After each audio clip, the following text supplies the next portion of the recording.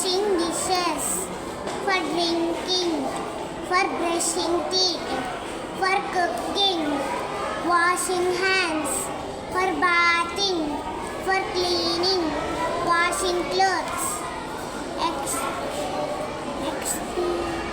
extinguishing fire.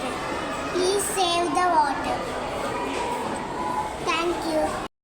My name is Susan Nitish. I am studying Kadasake. Today I am telling about shelter of animals. This is a lion house.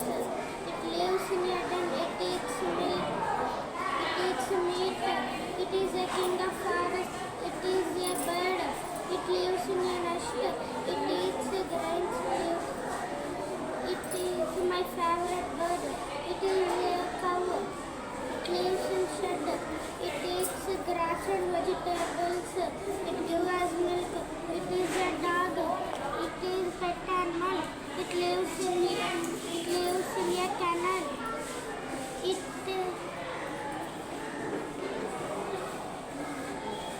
is a sheep. It lives in a